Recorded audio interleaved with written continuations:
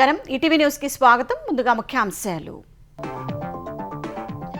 ఆంధ్రప్రదేశ్ వైపు దూసుకొస్తున్న మోంతా తుపాను ఈ నెల 28న కాకినాడ సమీపంలో తీరం దాటుతుందని వాతావరణ శాఖ అంచనా.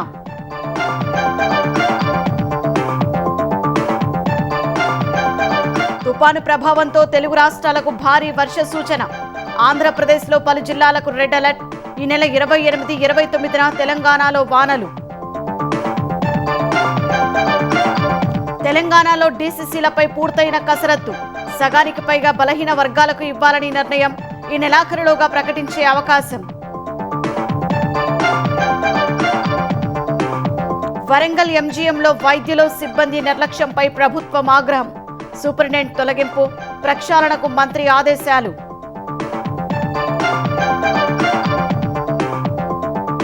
కర్నూలు బస్సు ప్రమాదం కారణాలు వెలికితీసిన పోలీసులు.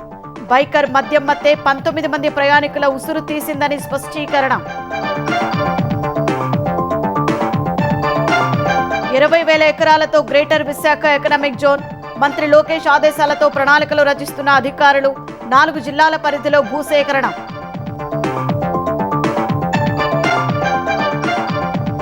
దేశంలో నక్సలిజాన్ని రూపుమాపే దిశలో వేగంగా అడుగులు. ఈ ఏడాది ఇప్పటి వరకు 1225 మంది లొంగిపోయినట్లు హోంశాఖ ప్రకటన.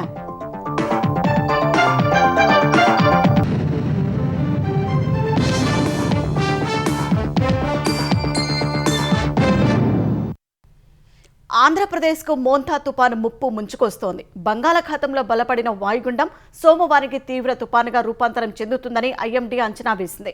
ఈ నెల 28న కాకినాడ సమీపంలో తుపాను తీరం దాటే అవకాశం ఉందని పేర్కొంది. తుపాను ప్రభావంతో పలు జిల్లాల్లో అత్యంత భారీ వర్షాలు కురిసే అవకాశం ఉందని హెచ్చరించింది. తుపాను హెచ్చరికలతో అప్రమత్తమైన ప్రభుత్వం ఉద్యోగులకు సెలవులు రద్దు చేసి అందుబాటులో ఉండాలని ఆదేశించింది. ఎన్టీఆర్, కృష్ణా జిల్లాలో విద్యా సంస్థలకు సెలవులు ప్రకటించింది. ఇటు తెలంగాణలో ఈ నెల 28, 29 తేదీల్లో భారీ వర్షాలు పడతాయని ఐఎండీ అంచనా వేసింది.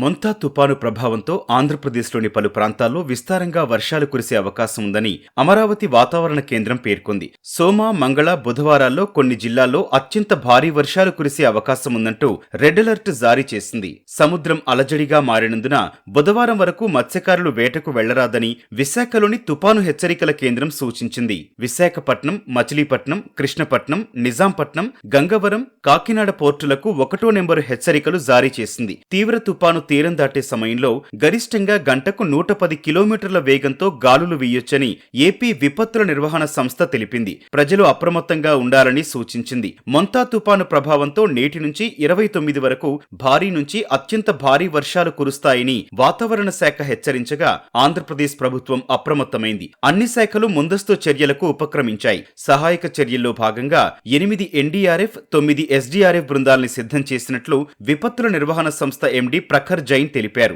సోమవారం జరగాల్సిన గ్రీవెన్స్ ను రద్దు చేస్తున్నట్లు తీర ప్రాంత జిల్లాల కలెక్టర్లు స్పష్టం చేశారు. ఎన్టీఆర్, కృష్ణా జిల్లాల్లో 3 రోజుల పాటు పాఠశాలలకు సెలవులు ప్రకటించారు. ఉద్యోగులకు సెలవులు రద్దు చేస్తున్నట్లు తెలిపారు. తుపాను సహాయ పునరావాస చర్యల పర్యవేక్షణకు ప్రభుత్వం 17 జిల్లాలకు ఐఏఎస్ అధికారుల్ని నియమించింది. తక్షణమే ఆయా జిల్లాలకు వెళ్లి జిల్లా కలెక్టర్ల సమన్వయంతో కంట్రోల్ రూమ్ లో ఏర్పాటు చేయాలని వారికి నిర్దేశించింది. జోనల్ ఇన్ఛార్జ్ అధికారులుగా అజయ్ జైన్, ఆర్పి సిసోదియాలకు బాధ్యతలు అప్పగించింది. అన్ని స్థాయిల్లోని ఉద్యోగులు పనిచేసే ప్రదేశాలను వదిలి వెళ్లొద్దని, క్షేత్రస్థాయిలో అందుబాటులో ఉండాలని ఆదేశించింది. మత్స్యకారులు వేటకు వెళ్లకుండా అప్రమత్తం చేయాలని, ఇప్పటికే వేటకు వెళ్లిన వారిని వెంటనే వెనక్కి రప్పించాలని సూచించింది.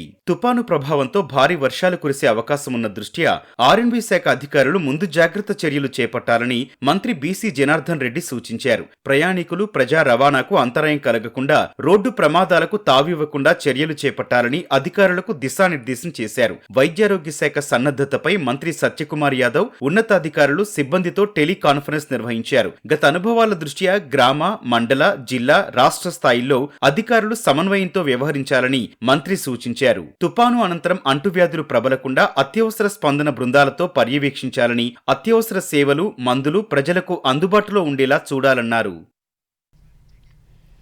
తెలంగాణలో డీసీసీ అధ్యక్షుల ఎంపికలో బడుగులకే పెద్దపీట వేయాలని కాంగ్రెస్ అధిష్టానం నిర్ణయించింది. 50% పదవులను బీసీ, ఎస్సీ, ఎస్టీ మైనారిటీలకే కేటాయించనున్నట్లు సమాచారం. డీసీసీ అధ్యక్షుల ఎంపికపై తుది కసరత్తు చేపట్టిన అధిష్టానం సీఎం రేవంత్ రెడ్డి సహా రాష్ట్ర కోర్ కమిటీ నేతలతో శనివారం ఢిల్లీలో చర్చించింది. ఏఐసీసీ పరిశీలకులు ఇచ్చిన జాబితాపై అభిప్రాయాలను అధిష్టానం సేకరించింది. ఈ నెలాఖరులోగా డీసీసీ అధ్యక్షుల ఎంపిక పూర్తవుతుందని సమాచారం. అటు జూబ్లీహిల్స్ ప్రచారాన్ని కూడా సోమవారం నుంచి హోరెత్తించాలని నిర్ణయించారు.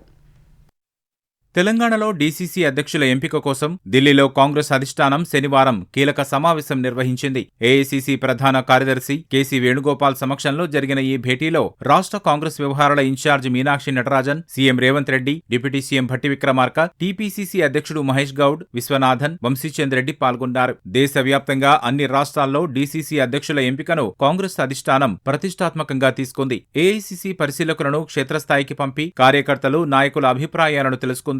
ఈ నెల మొదటి వారంలో తెలంగాణకు వచ్చిన 22 మంది ఏఐసీసీ పరిశీలకులు జిల్లాలో పర్యటించి కాంగ్రెస్ శ్రేణులతో సమావేశమయ్యారు. డీసీసీ అధ్యక్షుల ఎంపిక కోసం జిల్లాకు 5-6 చొప్పున పేర్లను ప్రతిపాదించారు. ఏఐసీసీ పరిశీలకులు ఇచ్చిన పేర్లపై కాంగ్రెస్ అధిష్టానం వివరాలు సేకరించింది. జాబితాలో పేర్లు ఉన్న వారిపై అభిప్రాయాలు చెప్పాలని, వ్యక్తిగతంగా ర్యాంకులు ఇవ్వాలని రేవంత్ రెడ్డి సహా రాష్ట్ర ముఖ్య నేతలను కోరింది. హుజూర్నగర్లో జాబ్ మేళా ఉండడంతో మంత్రి ఉత్తమ్ కుమార్ రెడ్డి ఢిల్లీ సమావేశానికి హాజరు కాలేదు. ఉత్తమ్ అభిప్రాయాలను ఫోన్ ద్వారా తెలుసుకున్నారు. డీసీసీ అధ్యక్షుల ప్రతిపాదిత జాబితాపై రాతపూర్వకంగానూ అభిప్రాయం చెప్పాలని అధిష్టానం ఉత్తమ్ను కోరింది. ఏఐసీసీ పరిశీలకులు ఇచ్చిన జాబితాలో జిల్లాకు 1-2 పేర్లను సీఎం రేవంత్ రెడ్డి సహా కోర్ కమిటీ సభ్యులు సూచించినట్లు తెలిసింది. డీసీసీ అధ్యక్షులుగా నియామకమై 1-2 అయిన వారికి మరోసారి అవకాశం ఇవ్వాలని కొందరు కోర్ కమిటీ సభ్యులు అధిష్టానానికి విజ్ఞప్తి చేసినట్లు సమాచారం. డీసీసీ అధ్యక్షుల ఎంపికలో సామాజిక సమీకరణాలకే కాంగ్రెస్ అధిష్టానం పెద్దపీట వేయనుందని సమాచారం. బీసీలకు 42% రిజర్వేషన్లను దృష్టిలో పెట్టుకుని ఎంపిక ఉంటుందని సంకేతాలు ఇచ్చింది. 50% డీసీసీ అధ్యక్ష పదవులు బీసీలు, ఎస్సీ, ఎస్టీ మైనార్టీలకే ఇవ్వాలని నిర్ణయించినట్లు తెలిసింది. కనీసం 6 వారు ఏఎస్ అబ్జర్వర్స్ లిస్ట్ తీసుకొచ్చినారు. ఆ 6లో ఓసీలు ఉంటారు, బీసీలు ఉంటారు, ఎస్సీలు ఉంటారు, ఎస్టీలు ఉంటారు, మైనార్టీలు ఉంటారు, మహిళలు ఉంటారు. ఇవన్నీ వడబోసిన తర్వాత రాష్ట్రాన్ని యూనిట్గా తీసుకొని దాంట్లో సోషల్ ఇంజనీరింగ్ ఉంటుంది, మహిళలకు అవకాశం ఉంటుంది, అన్ని రకాల వర్గాలకు అవకాశం ఇచ్చే దశగా కసరత్తు ఉంటుంది. ఈ నెలాఖరులోగా ఇచ్చే అవకాశం ఉంది. ఢిల్లీలో కాంగ్రెస్ అధిష్టానంతో భేటీ తర్వాత సీఎం రేవంత్ రెడ్డి నివాసంలో తెలంగాణ కాంగ్రెస్ కోర్ కమిటీ ప్రత్యేకంగా సమావేశమైంది. జూబ్లీహిల్స్ ఉప ఎన్నికలో గెలుపు వ్యూహాలపై చర్చించారు. ఏఐసీసీ నియమించిన స్టార్ క్యాంపెయినర్స్ సోమవారం నుంచి జూబ్లీహిల్స్ లో ప్రచారం చెయ్యాలని నిర్ణయించినట్టు తెలుస్తోంది. ప్రతిపక్షాల విమర్శలకు గట్టిగా జవాబిస్తూ ఓటర్లను ఆకట్టుకునే వ్యూహాలతో ముందుకెళ్లాలని సీఎం రేవంత్ రెడ్డి దిశానిర్దేశం చేశారు. వైద్యుల అలసత్వం, సిబ్బంది నిర్లక్ష్యం వల్ల వరంగల్ ఎంజీఎంలో రోగులకు ఇక్కట్లు తప్పడం లేదు. ఇటీవల 2 చంటి పిల్లలకు ఒకే సిలిండర్ ద్వారా ఆక్సిజన్ అందిస్తూ పరీక్షలకు తీసుకెళ్తున్న దృశ్యాలు సామాజిక మాధ్యమాల్లో వైరల్గా మారాయి. దీనిపై వైద్యారోగ్య శాఖ మంత్రి దామోదర రాజనరసింహ ఉన్నత స్థాయి విచారణకు ఆదేశించారు. అది మరవక ముందే 12 మంది చిన్నారులకు రోగ నిర్ధారణ పరీక్షలో భాగంగా వైద్యులు ఎక్స్రే తీయించాలని సూచించారు. పరీక్షల అనంతరం ఆక్సిజన్ సిలిండర్తో పిల్లలను వార్డుకు చేర్చాల్సిన సిబ్బంది విధులు మరిచారు. గత్యంతరం లేక తల్లిదండ్రులే పిల్లలను తీసుకెళ్తున్న క్రమంలో సిలిండర్ మూత ఊడిపడి ఆక్సిజన్ లీక్ అయింది. సమీపంలో ఉన్న మరో కేర్ టేకర్ సిబ్బంది సిలిండర్ లీకేజీని నిలువరించగా ప్రమాదం తప్పింది. ఈ ఘటనతో పాటు ఇటీవల వరుసగా విధుల్లో నిర్లక్ష్యం కనబరచడంపై మంత్రి దామోదర రాజనరసింహ ఆగ్రహం వ్యక్తం చేశారు. సూపరింటెండెంట్ కిషోర్ కుమార్ను విధుల నుంచి తొలగింపుతో పాటు డాక్టర్లు, సిబ్బందిపై కఠిన చర్యలకు ఆదేశించారు. ఆసుపత్రిని గాడిన పెట్టేందుకు అవసరమైన తక్షణ చర్యలు తీసుకోవాలని వైద్యారోగ్య శాఖ కార్యదర్శికి సూచించారు. ప్రతి వారం ఎంజీఎంపై సమీక్ష చేసి నివేదిక సమర్పించాలని డీఎంఏని ఆదేశించారు. ఎంజీఎంలో ఏళ్లుగా ఒకే చోట ఉన్న ఉద్యోగుల వివరాలు సేకరించి వారి పనితీరుపై నివేదిక సమర్పించాలని పేర్కొన్నారు. కర్నూలు బస్సు ప్రమాదంలో బైకర్ మద్యం మత్తే 19 మంది ఉసురు తీసిందని పోలీసులు నిర్ధారించారు. బస్సు ఢీకొట్టకముందే మరో స్నేహితుడితో కలిసి బైక్పై వెళ్తున్న శివశంకర్ డివైడర్ను ఢీకొని మృతి చెందాడని సీసీటీవీ ఫుటేజీతో వెలుగులోకి వచ్చింది. రోడ్డుపై పడిన బైక్పై నుంచి వి కావేరి బస్సు వెళ్లడం, ఆ ర్యాపిడ్తోనే నిప్పురవ్వలు వచ్చి బస్సు దగ్ధమైనట్లు తేల్చారు. కర్నూలు శివారు చెట్లమల్లాపురం వద్ద శుక్రవారం తెల్లవారుజామున వేమూరి కావేరి ట్రావెల్స్ బస్సు కాలిపోయి 19 మంది సజీవ దహనమైన ఘటనకు ద్విచక్ర వాహనదారుడు శివశంకర్ మద్యం మత్తే ప్రధాన కారణమనే విషయం వెలుగులోకి వచ్చింది. తాగిన మత్తులో ఉన్న శివశంకర్ జాతీయ రహదారిపై బైక్తో డివైడర్ను ఢీకొట్టి పడిపోయి మరణించాడు. నల్లరంగు పల్సర్ బైక్ అక్కడే పడిపోయింది. దాన్ని ఒక బస్సు ఢీకొట్టింది. తర్వాత వి కావేరి బస్సు బైక్ మీదుగా వెళ్లడంతో అది బస్సు కింద ఇరుక్కుపోయింది. 200 మీటర్లు అలాగే ఈడ్చుకెళ్లగా రాపిడికి నిప్పురవ్వలు వచ్చి బస్సు మొత్తం కాలిపోయింది. తొలుత బైకును బస్సు ఢీకొట్టడం వల్లే శివశంకర్ మరణించాడని అందరూ భావించారు. బస్సు రెండో డ్రైవర్ మాత్రం రోడ్డుపై పడి ఉన్న బైకునే తాము ఢీకొట్టామని, ఆ సమయంలో వాహనంపై ఎవరూ లేరని పోలీసులకు చెప్పారు. ఆ దిశగా దర్యాప్తు చేసిన పోలీసులకు శనివారం ఉదయం కీలక ఆధారాలు లభించాయి. కల్లూరు మండలం పరిధిలోని కియా షోరూం ఎదురుగా ఉన్న హెచ్పీ బంకులో పెట్రోల్ పోయించుకోవడానికి శివశంకర్ శుక్రవారం తెల్లవారుజామున 2:24 వెళ్లాడు. ఆ సమయంలో బంకులో ఎవరూ లేకపోవడం వల్ల సిబ్బందిని పిలవడానికి గట్టిగా అరిచాడు. అయినా ఎవరూ రాకపోవడంతో వాహనాన్ని పెట్రోల్ పంపు దగ్గర ఉంచి నడుచుకుంటూ సిబ్బంది ఉన్న ప్రాంతానికి వెళ్లాడు. శివశంకర్ నడిచిన తీరు చూస్తే ఆ సమయంలో అతను మద్యమత్తులో ఉన్నాడని స్పష్టంగా తెలుస్తోంది. బంకులోని మరో పంపు దగ్గరికి బైక్ తీసుకురావాలని సిబ్బంది సూచించగా శివశంకర్ తన వాహనాన్ని తెచ్చేందుకు తూలుకుంటూ వెళ్లాడు. వాహనాన్ని స్టార్ట్ చేసి వేగంగా ముందుకు పోనివ్వగా అదుపు తప్పి అక్కడే కింద పడిపోయాడు. మళ్లీ నియంత్రించుకొని బంకులో 300 రూపాయలకు పెట్రోల్ పోయించుకొని డోన్ వైపు బయలుదేరాడు. పెట్రోల్ బంకులోకి బైక్ వచ్చేటప్పుడు దానిపై శివశంకర్ తో పాటు మరో యువకుడు కూడా ఉన్నట్లు సీసీటీవీ ఫుటేజీల్లో కనపడింది. దీంతో ఆ యువకుడి గురించి పోలీసులు విచారణ చేయగా అతను తుగ్గలి మండలం రాంపల్లికి చెందిన ఎర్రిస్వామి ఎలియాస్ నాని అని తేలింది. పోలీసులు శనివారం అతన్ని విచారించగా పలు కీలక విషయాలు వెల్లడించాడని జిల్లా ఎస్పీ విక్రాంత్ పాటిల్ చెప్పారు. ఇంకొక వ్యక్తి వెనక ఉన్నాడు అనే కోణంలో విచారణ చేయగా తుగ్గలి మండలం చెందిన ఎర్రిస్వామి అనే వ్యక్తి మనం అదుపులో తీసుకున్నాము. చనిపోయిన శివశంకర్ 2-వీలర్ రైడర్ చనిపోయిన ఎవరున్నారో అతనికి ఫ్రెండ్. సో ఇద్దరుగా ఫస్ట్ అతను వచ్చి కలిశాడు. ఆ తర్వాత నైట్ 2 దాకా ఇతని ఇంట్లోనే పడుకున్నాడు. ఇతను ఎవరు ఎర్రిస్వామి అనే అతను. తర్వాత నెక్స్ట్ డే పొద్దున తుగ్గలిలో రాంపల్లి అతను ఊరు, రాంపల్లిలో అతను ఒక పెళ్లికి అటెండ్ అవ్వాలి, నేను బయలుదేరుతానన్నప్పుడు శివశంకర్ నేనే డ్రాప్ చేస్తాను, మిమ్మల్ని దోన్ దాకా డ్రాప్ చేస్తాను, అక్కడ నుంచి డైరెక్ట్ బస్సెస్ ఉంటాయి మీకు అని ఇద్దరు దాదాపు 2 బయలుదేరారండి. పెదటెక్కూరు దగ్గర ఉన్న పెట్రోల్ బంక్లో పెట్రోల్ పోసుకుంటారు 300 రూపీస్. అది సీసీటీవీలో మనకి రికార్డ్ అయింది. టైం వాజ్ అరౌండ్ 2:24 ఆ టైంలో. పెట్రోల్ పోయించుకున్నాక శివశంకర్ మద్యమత్తులోనే ఎర్రిస్వామిని ఎక్కించుకొని బయలుదేరాడు. పల్సర్ వాహనం హెడ్లైట్ పనిచేయకపోవడం వల్ల బ్లింకర్ వేసుకుని ముందుకెళ్లాడు. ఇష్టారాజ్యంగా వాహనం నడిపి జాతీయ రహదారిపై డివైడర్ను వేగంగా ఢీకొట్టాడని ఎర్రిస్వామి పోలీసులకు తెలిపాడు. శివశంకర్ తీవ్ర గాయాలతో రోడ్డుపై పడిపోగా తాను పక్కకు లాగి చూస్తే అతను చనిపోయినట్లు నిర్ధారణ అయ్యిందని వివరించాడు. ఆ ప్రమాదంలో తాను పడటం వల్ల స్వల్ప గాయాలయ్యాయని చెప్పాడు. రోడ్డుకు అడ్డంగా పడున్న వాహనాన్ని పక్కకు లాగుదామని అనుకునేలోపే ఓ బస్సు దాన్ని ఢీకొట్టింది. తర్వాత వేమూరి కావేరీ ట్రావెల్స్ బస్సు వేగంగా వచ్చి ద్విచక్ర వాహనాన్ని ఢీకొట్టి దాన్ని ఈడ్చుకుంటూ వెళ్లిందని చెప్పారు. దానివల్లే మంటలు చెలరేగాయని వివరించినట్లు ఎస్పీ చెప్పారు. దోన్ వైపు వెళ్తుండగా వర్షం పడతా ఉంది, ప్లస్ స్కిడ్ అయి పడిపోయారన్నారు. శివశంకర్ అనే వ్యక్తి ఎవరు బండి నడుపుతున్నారు అతను అక్కడికక్కడే స్పృహ తప్పిపోయారు. వెనక ఉన్న పిలియన్ రైడర్ ఎవరు ఉన్నారో డివైడర్ మీద ఉన్న గడ్డి మీద పడ్డారు కాబట్టి చిన్న గాయాలతో బయటపడ్డాడు. సో అది చూసి ఇమీడియట్లీ అతను రోడ్ మీద శివశంకర్ బాడీ ఏముందో అది పక్కన రైలింగ్ దగ్గర ఏముందో అక్కడ లాగి అక్కడ శ్వాసం ఉందా లేదా చెక్ చేస్తే లేదని చేసి తర్వాత నెక్స్ట్ బండి కూడా రోడ్ మీద ఉంది కాబట్టి అది తీయడానికి వెళ్తుండగా హైవే కాబట్టి స్పీడ్గా ఇంకా ఈ బస్ కాకుండా ఇంకో 1-2 బస్ కూడా పాస్ అయినాయి అంటున్నారు. ఆ లోపల అన్ఫార్చునేట్లీ ప్రమాదానికి గురైన వేమూరి కావేరీ బస్ ఏముందో అది రావడము, ఆ తర్వాత ఇమీడియట్లీ ఆ వెహికల్ మీద వెళ్ళి ఆ వెహికల్ బస్ ఫ్రంట్లో ఇరుక్కోవడము, తర్వాత అగ్ని స్టార్ట్ చేయడము, ఇవన్నీ జరిగిందండి. సో ఇవన్నీ ఫైర్ స్టార్ట్ అయినప్పుడు ఇతను అక్కడే ఉన్నాడు. తర్వాత భయంతో ఇబ్బంది వస్తుందని అతను ఇంకొక వెహికల్ పట్టుకొని అతను రాంపల్లి వెళ్ళిపోయాడండి. సో ఇవన్నీ మనం సీసీటీవీలో తర్వాత అతన్ని ఆ సీన్ కి తీసుకెళ్లి ఆ సీన్ రీకన్స్ట్రక్షన్ కూడా చేశాము. So everything corroborates. జాతీయ రహదారిపై పడిన ద్విచక్ర వాహనం నల్ల రంగులో ఉండటం వల్ల దూరం నుంచి తాను సరిగా గుర్తించలేకపోయినట్లు Vemuri Kaveri travels bus driver Miriyala Lakshmaiah పోలీసులకు చెబుతున్నాడు. ఆ సమయంలో వర్షం కూడా కురుస్తుండటం వల్ల హఠాత్తుగా బ్రేక్ వేస్తే ప్రమాదం జరుగుతుందనే ఉద్దేశంతో ద్విచక్ర వాహనంపై నుంచి బస్సును పోనిచ్చినట్లు వెల్లడించాడు. వచ్చే ఏడాది మార్చి చివరికల్లా దేశంలో నక్సలిజాన్ని పూర్తిగా రూపుమాపాలని లక్ష్యంగా పెట్టుకున్న భద్రతా దళాలు ఈ ఏడాది ఇప్పటి వరకు 270 మంది మావోయిస్టుల్ని మట్టుబెట్టినట్లు కేంద్ర హోంశాఖ తెలిపింది. 680 మంది మావోయిస్టులను అరెస్టు చేయగా మరో 1225 మంది లొంగిపోయినట్లు పేర్కొంది. భద్రతా దళాలు పూర్తి సమన్వయంతో చేపడుతున్న నక్సల్ వ్యతిరేక కార్యకలాపాలతో 2004-14 మధ్యకాలంతో పోల్చితే 2014-24 కాలంలో మావోయిస్టుల కారణంగా జరిగిన హింసాత్మక ఘటనలు 53% తగ్గాయని హోంశాఖ తెలిపింది.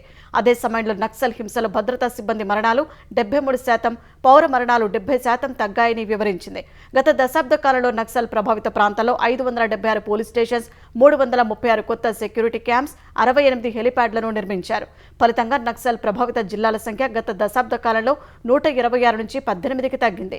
మావోయిస్టులకు ఆర్థిక సాయం అందకుండా చేపట్టిన ఆపరేషన్లలో ఎన్ఐఏ 40 కోట్లు, ఈడీ 12 కోట్లు, రాష్ట్ర ప్రభుత్వాలు మరో 40 కోట్ల విలువైన ఆస్తులను జప్తు చేశాయి. వామపక్ష తీవ్రవాద ప్రభావిత జిల్లాలో గత 10 ఏళ్లలో భద్రతాపరమైన వ్యయం కింద రోడ్ల వంటి నిర్మాణాల కోసం 3,331 కోట్లు ఖర్చు చేసినట్లు కేంద్ర హోంశాఖ తెలిపింది. కేంద్ర బలగాల నిర్బంధంతో మావోయిస్టు పార్టీకి నష్టం జరగొద్దని కేంద్ర కమిటీలో తీసుకున్న నిర్ణయం మేరకే సాయుధ పోరాటాన్ని విరమించామని మాజీ మావోయిస్టు నేత ఆషన్న తెలిపారు. ఏకపక్షంగా లొంగిపోయి తుపాకులు అప్పజెప్పామని వస్తున్న వార్తల్లో ఏమాత్రం వాస్తవం లేదని ఆషన్న స్పష్టం చేశారు. ఇటీవల ఆషన్న మరో 200 మందికి పైగా మావోయిస్టులు ఛత్తీస్గఢ్ పోలీసుల ఎదుట లొంగిపోయారు. మహారాష్ట్ర సీఎం ఫడ్నవీస్ ఎదుట మల్లోజుల వేణుగోపాల్ లొంగిపోయారు. ఇద్దరిని విప్లవ ద్రోహులుగా పేర్కొంటూ అభయ్ పేరుతో ఇటీవల లేఖ విడుదలైంది. ఈ లేఖలోని పలు అంశాలను ఖండిస్తూ ఆషన్న వీడియో విడుదల చేశారు.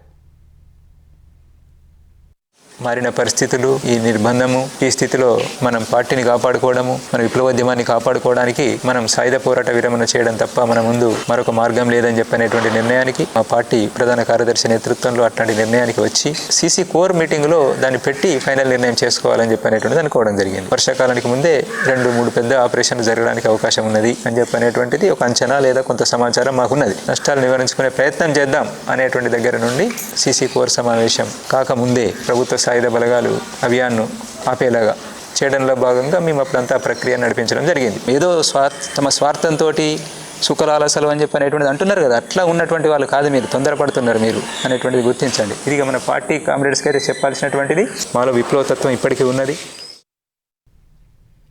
20,000 ఎకరాలతో గ్రేటర్ విశాఖ ఎకనామిక్ జోన్ ఏర్పాటు చేయాలని ఆంధ్రప్రదేశ్ ప్రభుత్వం సంకల్పించింది.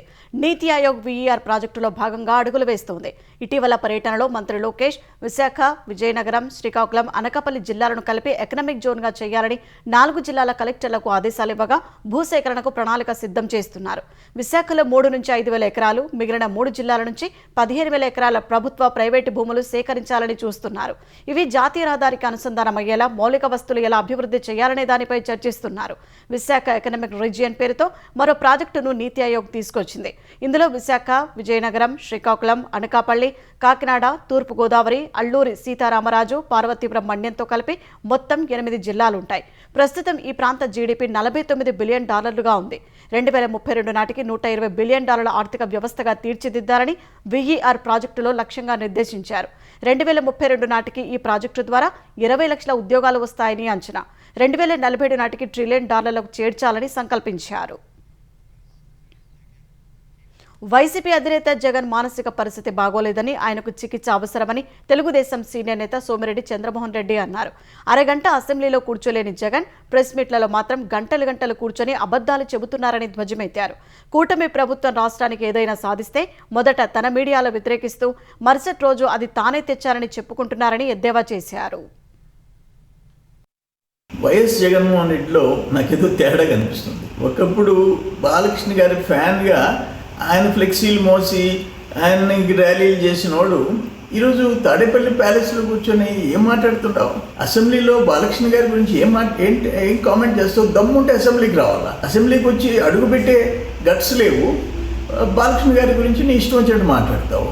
ఒక పాలిటీషియన్ బహుశా ఇండియాలో, ప్రపంచంలో 2.5 hours ప్రెస్ కాన్ఫరెన్స్ పెడతారా? పబ్లిక్ మీటింగ్లో స్పీచ్ ఇవ్వచ్చు. 2.5 గంట ప్రెస్ కాన్ఫరెన్సా? ప్రెస్ని అడ్రస్ చేస్తావా? లేదే పచ్చి అబద్ధాలు, రివర్స్ అంతా. రైజింగ్ తెలంగాణ లక్ష్య సాధనలో భాగస్వామ్యం కావాలని ఆస్ట్రేలియాలోని పలు కంపెనీల సీఈఓలకు ఐటీ పరిశ్రమల శాఖ మంత్రి శ్రీధర్ బాబు పిలుపునిచ్చారు.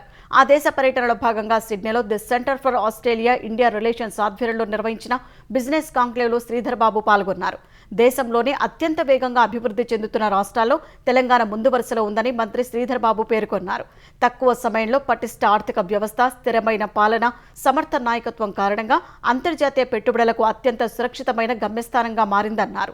తెలంగాణలో పారిశ్రామిక అభివృద్ధికి అనుకూలించే అంశాలు, పెట్టుబడి అవకాశాలు, ప్రపంచ స్థాయి మౌలిక సదుపాయాలు, ప్రగతిశీల విధానాలు, సింగిల్ విండో అనుమతులపై పవర్ పాయింట్ ప్రజెంటేషన్ ఇచ్చారు. అంతర్జాతీయ, జాతీయ దిగ్గజ సంస్థల భాగస్వామ్యంతో పారిశ్రామిక అవసరాలకు అనుగుణంగా రాష్ట్ర ప్రభుత్వం ప్రత్యేకంగా తీసుకుంటున్న చొరవను వివరించారు.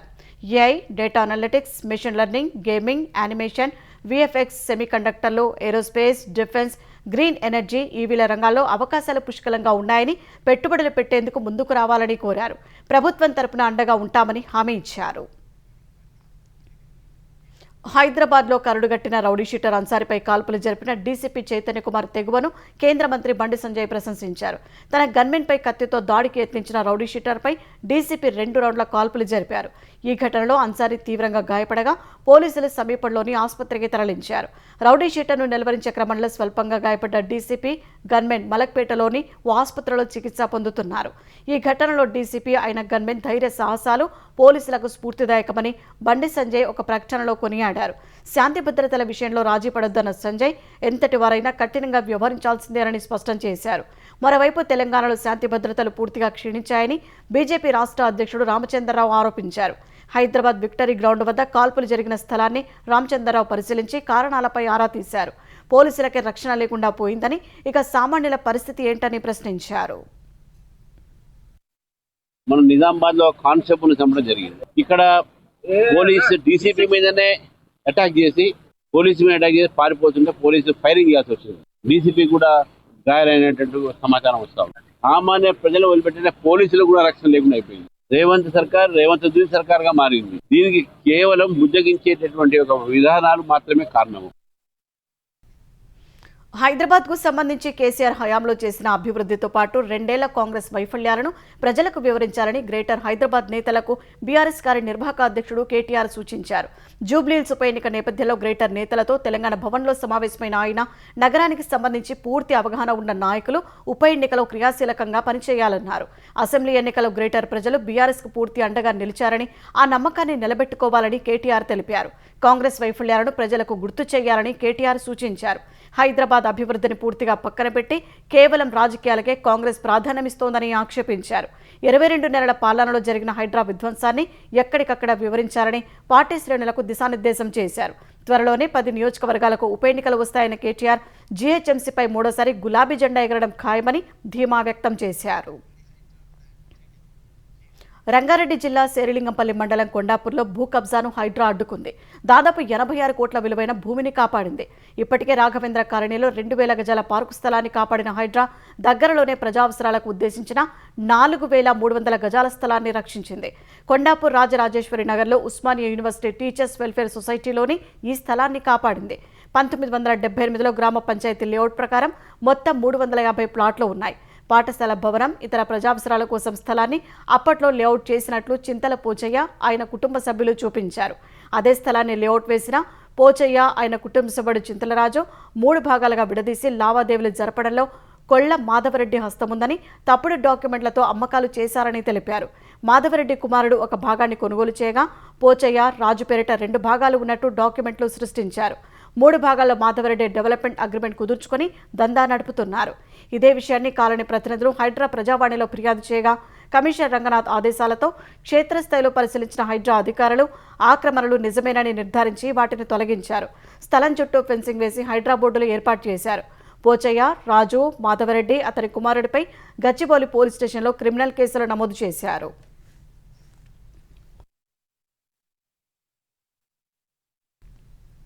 హైదరాబాద్ సిపి సజ్జనార్ ఫోటోలతో సైబర్ మోసగాళ్లు నేరాలకు పాల్పడుతున్నారు. వాట్సాప్లో సజ్జనార్ ఫోటోను డీపీగా పెట్టి పలువురికి సందేశాలు పంపుతున్నారు. ఈ విషయం తన దృష్టికి వచ్చినట్టు స్వయంగా సిపి వివరించారు. ముఖం చూసి మోసపోవద్దని, జాగ్రత్తగా ఉండాలని సూచించారు.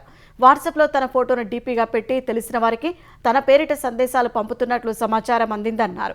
ఇవన్నీ నకిలీ, మోసపూరితమైనవని ఆయన వెల్లడించారు. ఈ తరహా సందేశాలకు ఎవరు స్పందించొద్దని, ఆ నంబర్లను వెంటనే బ్లాక్ చేసి రిపోర్ట్ చేయాలని కోరారు. ఎవరైనా నకిలీ ఖాతాల వేదికగా తన పేరిట డబ్బులు అడిగితే అసలే పంపించొద్దని సజ్జనార్ స్పష్టం చేశారు.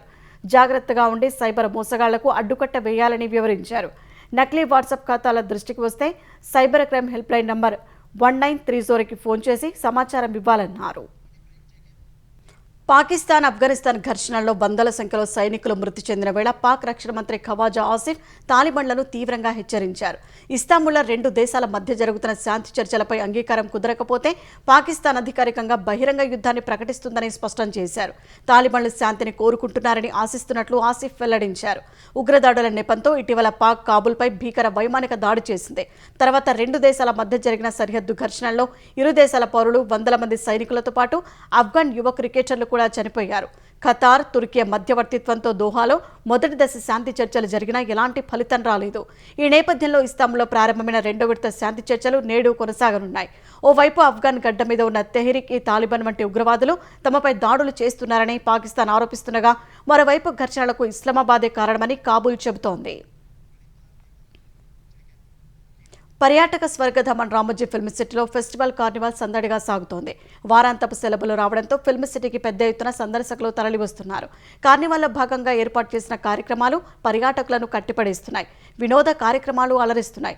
రామోజీ ఫిల్మ్ సిటీలోని అద్భుత కళాఖండాలు, ప్రత్యేక కట్టడాలు సందర్శకులను సరికొత్త లోకంలో విహరింపజేస్తున్నాయి. బాహుబలి సెట్ వీక్షకులను మంత్రముగ్ధులను చేస్తోంది. ఉదయం ఫిల్మ్ సిటీ అందాలను వీక్షించిన పర్యాటకులను సాయంత్రం సాంస్కృతిక కార్యక్రమాలు అలరింపజేస్తున్నాయి. ఫిల్మ్ సిటీ అందాలు చూసి సరికొత్త అనుభూతి పొందుతున్నామని పర్యాటకులు చెబుతున్నారు. సాంస్కృతిక కార్యక్రమాల్లో కళాకారుల నృత్యాలు ప్రత్యేక ఆకర్షణగా నిలుస్తున్నాయని ఆనందం వ్యక్తం చేశారు. ఈ ఫెస్టివ్ సెలబ్రేషన్స్ నవంబర్ 2తో ముగియనున్నాయి.